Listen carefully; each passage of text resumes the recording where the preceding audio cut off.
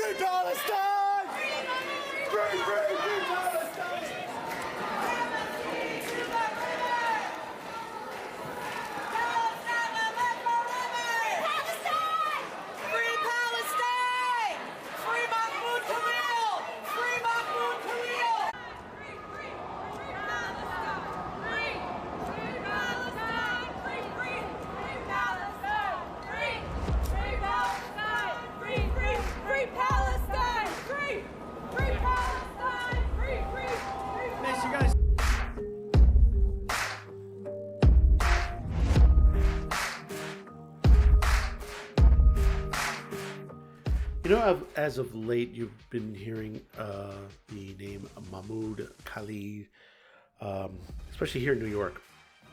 This is a gentleman that's been arrested and basically is set for deportation for his, basically not his freedom of speech. And then most people say, well, it's because of freedom of speech, for basically orchestrating some of the major protests in Columbia University. The situations, the violent escalations to that point, also, passing out flyers and basically have a stance with Hamas, which is designated in the United States as a terrorist organization. As of late, we've had major situations. There's a court going on. By the time this video airs, a lot may have changed at that point. Right now, he's being held in Louisiana right now as a court tries to deem the situation, but I don't think they have this, the power to stop this deportation, because basically you're talking about a person that supposedly the State Department has a lot on him. And you don't think that the intelligence agency has been paying attention to certain people in some of these organizations, because these are paid organizations. Now, you've heard the situations with USAID and ActBlue, the sponsorships to situations on NGOs and situations, but you've had people of one particular minority that are afraid to go to school because of this. They're being blocked from getting an education, and that's wrong in itself. Think of the opposite of situation. This is the Jewish. Think of it if and it happened. Think of it if it was black or Hispanic or Asian to that situation. What would it be like to that point? And all you have to do is look at the recent protest at Trump Tower. And this is what happened at Trump. Look at what they're wearing. Look at the T-shirts. Look how professional these signs are. Somebody is paying for this. This is big money. Pay attention to the faces in these videos. See if you see them in any other different protests, because I guarantee you, go back a bit on some of the early ones, the Antifa, Black Bloc, and many other protests, you probably will find them there too.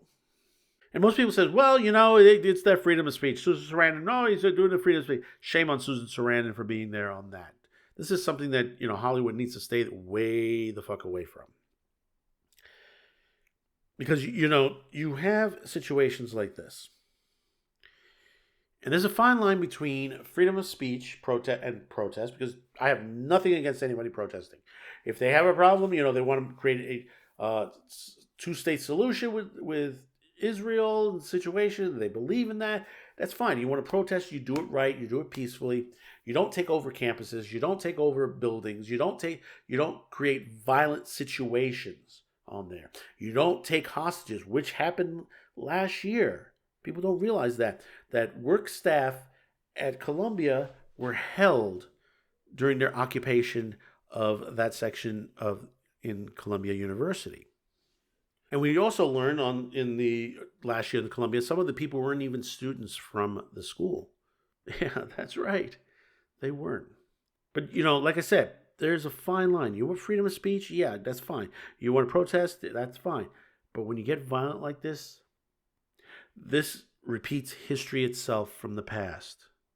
Because there was a time in the 70s and 80s that we went through something similar to this, and people died. And we don't want that to happen again. But we're going to read a little bit of this from the New York Post from last week, from the 13th of March. Anti-Israeli protesters quickly arrested after invading NYC's Trump Tower to demand Mahmoud Khalid's release. A massive mob of anti-Israeli protesters flooded a downstairs cafe area at Trump's Tower Thursday to protest the arrest of Colombia's rally ringleader Mahmoud Khalid, and were quickly arrested themselves. Videos show the crowd of at least 100 from pro-Palestinian group Jewish Voice for Peace. The thing that gets me, I'm sorry. Yeah, I know there are probably some Jewish people out there. How many of them are actually Jewish, really?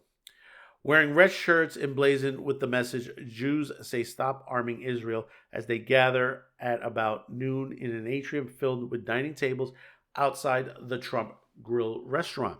NYPD officers descend on the throng around 12:30 p.m. and started hauling away demonstrators who could be seen wearing zip-tied handcuffs.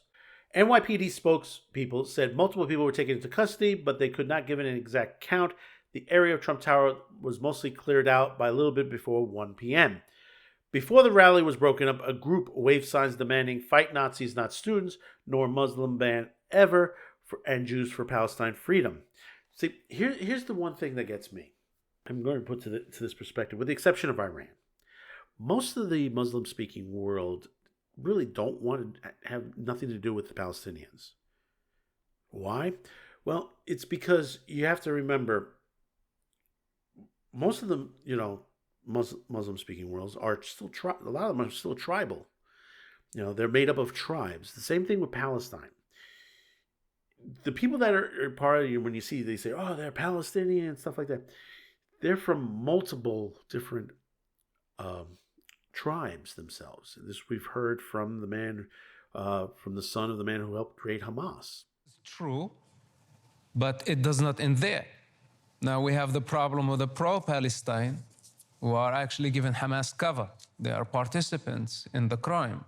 In fact, since October 7, I personally don't differentiate between Hamas and what's so-called Palestinians. Because actually there is no Palestinians. There are tribes. There is the tribe of Hamas, and there is the tribe of the Islamic Jihad, and there is the tribe of Khalil, and there is the tribe of Nablus. And each one has different interests, and all of them are conflicted. If they did not have Israel as the common enemy, they would kill each other. This is the reality of what's so-called Palestine. You don't know what Palestine is. Actually, in fact, the keffiyeh that you are wearing, this is just a statement to show that you really lack the authenticity to represent the case. And what's so-called the cause, this is a human problem. So you just... The cause must die. I think enough is enough. And now it's proven, and you are helping Hamas to prove it to the world. He's talked about it in the past.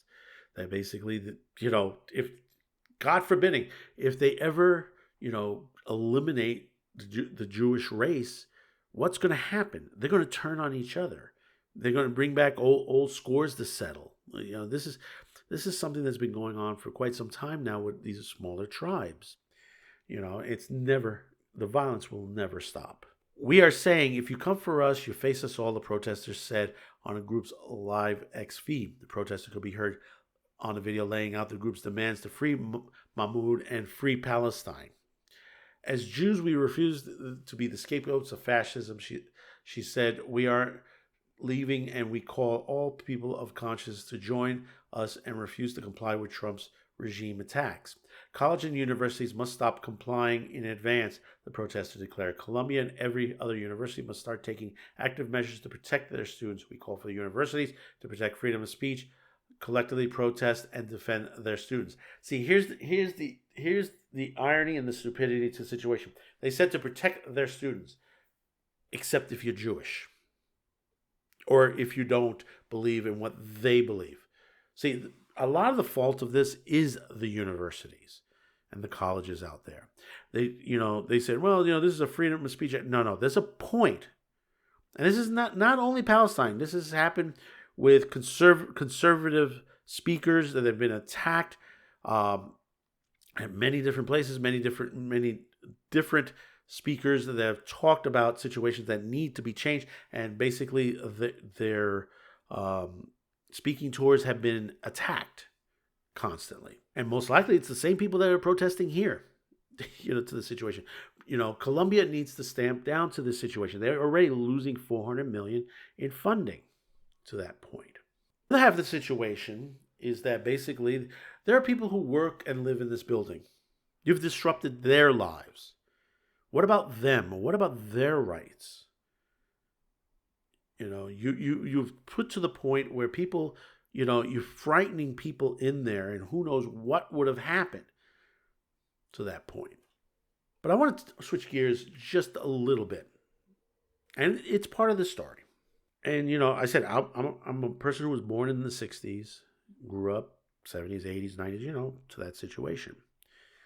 When I was a young lad, and we're just now the 50th anniversary of this event.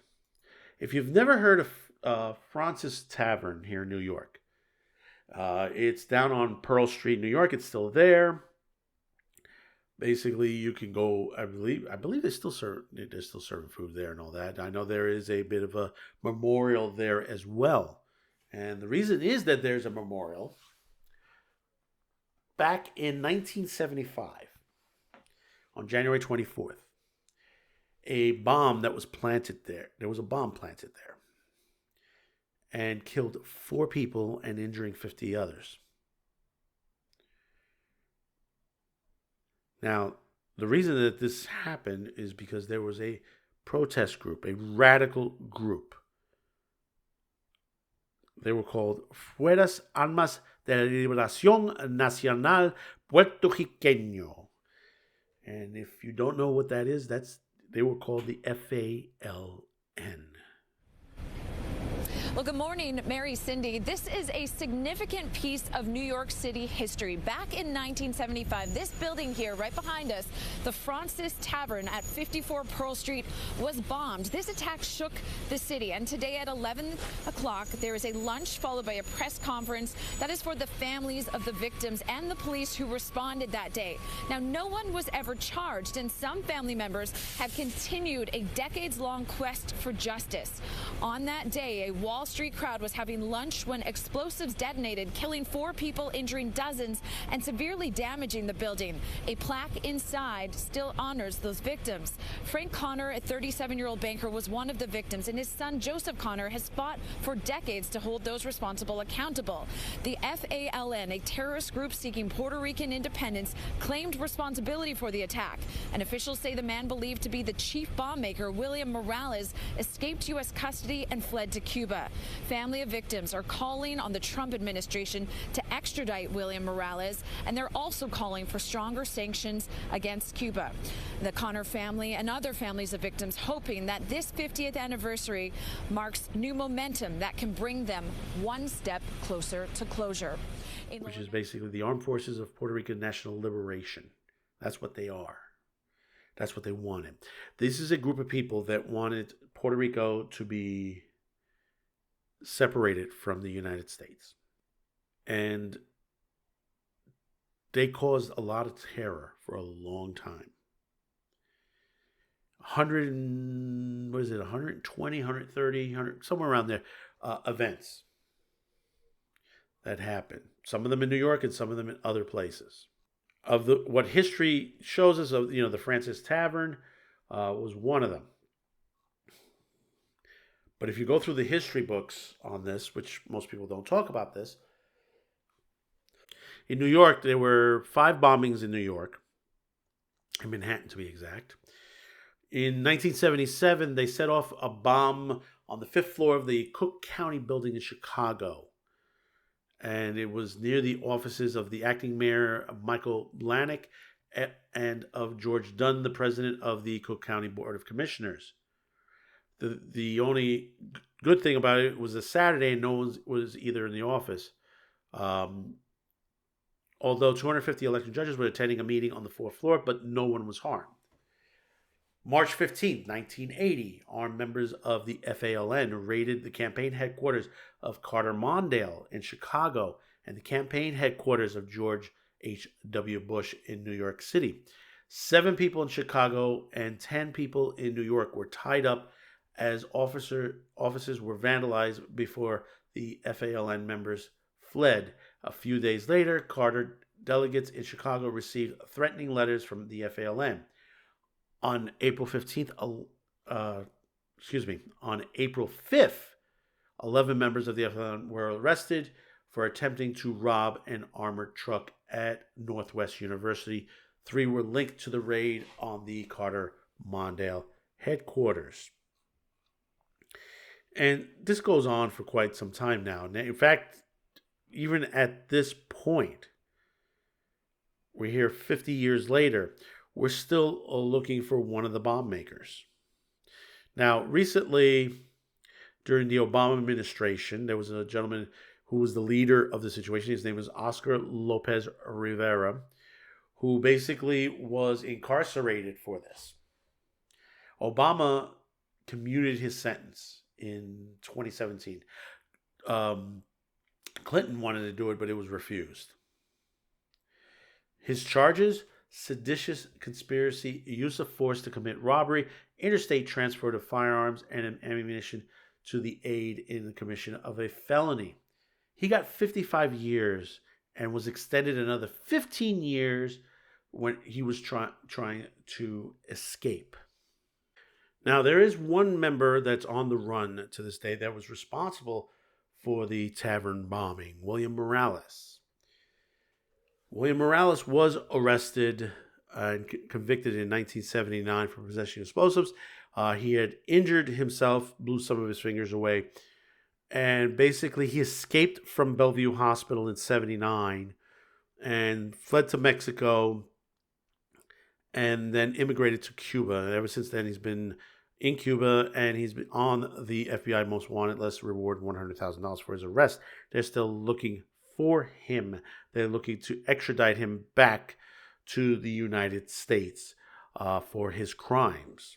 And supposedly he had help escaping from a group linked to that worked with Mayor of Los Angeles, Karen Bass. We can't put that to the concept that it wasn't onto there, but supposedly that is what the government had said to that point, which was the M19CL who had helped him escape, and the Black Liberation Army as well.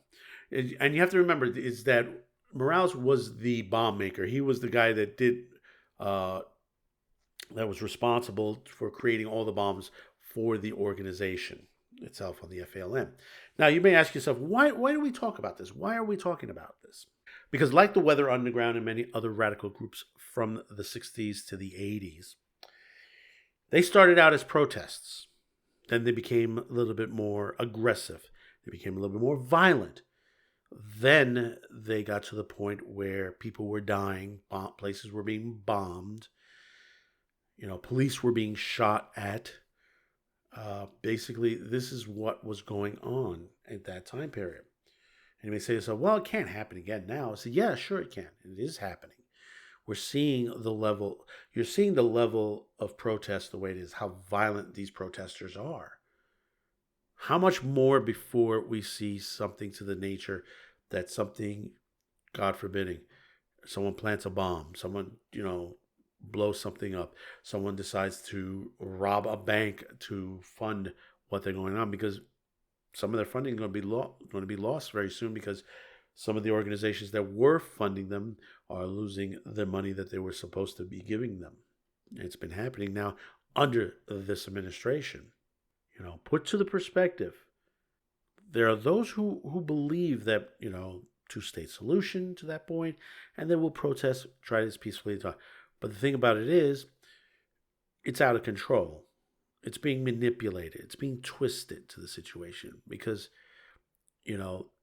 this is where it becomes violent. It escalates to violence. It escalates to basically, talking about murder, talking about extermination, talking about bombing. That's the next level.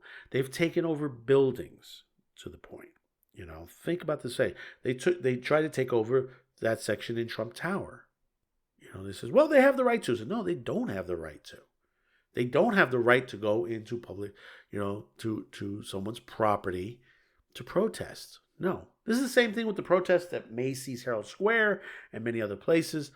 You don't go in there to disrupt a person's day or a business to that situation. If you do not like to the situation, there are plenty of places where you could say, you go down to 14th Street Herald Square, which is always a protest spot. The park that's there, it's always a protest. People come in, they protest, and then they leave. Plain and simple. And same thing with Washington Square Park, because that's near NYU to that point. But, you got to remember, when you hear these people say, well, we got to protest. Is it okay to protest?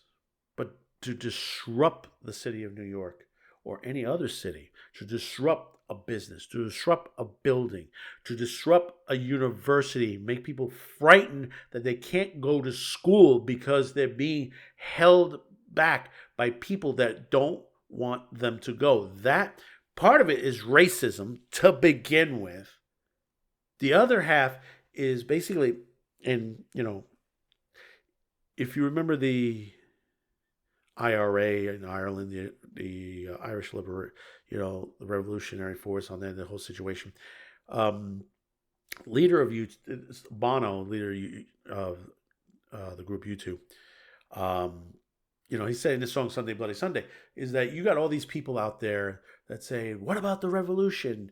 What about it?" And they're screaming about the revolution. But the thing about it is, they've never been there. They've never sat and seen what truly is going on. Have these people, these protesters, gone to basically Israel, to the Mideast, to see what is going on there? No, that is, to that point. They are hearing what people are saying, what they're talking about, and it's being twisted and turned. Understand, for as long as this has been going on, the seat has been held for Palestine. They've been given the land that basically they've wanted. But it's not enough. It's not enough at all. Flapjack and a cigarette? All right. Cigar and a waffle? No. Pipe and a crepe? No.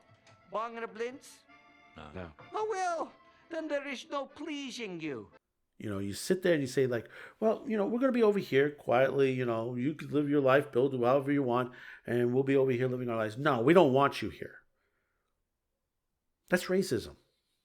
That's racism in itself. You hate them. You don't want to be living near them. And that's wrong. In this country, we're a melting pot. We all different shapes, colors, religions and stuff like that. But we believe in freedoms. Freedom of speech, freedom, speech and all that. But you got those that don't want that. They want it their way or the highway. Do you understand? It's their way or the highway. And that's the wrong thing to do. That's totally the wrong thing to do. You want a peace treaty? Fine. cut out a peace treaty. Yes, do that. Don't sit there spewing hate, spewing rhetoric from terrorists, because that's what it is. You got Hamas, who basically just literally want to obliterate the Israeli race itself, the Jewish race. They want to get rid of them completely. And I tell you, when I was a young kid, during the FALM period, there were people that were saying they wanted to get rid of the Puerto Ricans because of all the bombings and stuff that was going on. They said, "Oh, we should kick them away from it, take them away from being U.S. citizens and stuff like that," which they couldn't do. That's something they couldn't do at that time period. But people were thinking of that at that time. But like I said, pay attention to the protest. Pay attention to what they're wearing, what signs they're carrying and stuff like that. When you see something like this that's very well funded, you know that this was well funded. You know someone's behind this, and always financially. And there are those who want to fund terrorism into the United States. You got to remember, this guy, Mahmoud, he's been here 2 years. 2 years, and now he has a wife that's 8 months pregnant. One thing I learned living in Florida, and I was warned by my uncle, God rest his soul, is to be very careful hanging out in the bars and stuff like that when you're picking up girls and so, that there are those that are going to say, "Hey, listen, I'm here on that, if you could do me a favor, I'll pay you $50,000 and, we'll get married for a little bit, for a couple of years, and then you get paid off, and then we'll get divorced, and then I get my green card." Think about that for a minute. 2 years. 2 years. And there's a bunch of other stuff which basically hasn't been substantiated as of yet, but we're hearing articles on him that basically he may have had dealings with the UK. This guy was an organizer. He organized these protests. He organized the violence that was going on. If he didn't want the violence, he should have stood up and said, "Listen, we're here to protest only." But he didn't. That's the reason why he's he's in a jail cell in Louisiana. This is the reason why, because basically of the ideology that he's throwing out there to people that is a danger to the security of this country. Do you need a body count? Is that what you want? Do you want a body count to the situation? Tell Miss Sarandon, do you want to see a body count to that situation? Are you going to say sorry for what if they caused that? God forbidding. Let's hope it never happens. But what I want you to do next is to comment. Let me know your thoughts about this. Be nice to the situation. Do not go overboard, because basically the person I have monitoring my social media will ban you, or will remove it, or YouTube will do that, or Rumble will do it as well. So be nice, be intelligent to the situation. Take a moment. Before you comment, take a moment, breathe back, listen to what I've talked about. Go look for it yourself first. Go read up on all the things we've talked to about today. Look into the situation. Don't listen, don't watch the media, don't do this. Research it yourself, because there are history out there. There are books, there's stuff that, there are articles that have been written to the situation, history that has been done on this for many, many years now. So take that moment when you hit that comment line. And I do want to hear what you want to talk about this. I want to hear what you want to say. Also, don't forget to like, share this video, and hopefully today's the day I've earned your subscription. So until next time, thank you for tuning in. We'll see you on the next video. Bye-bye now.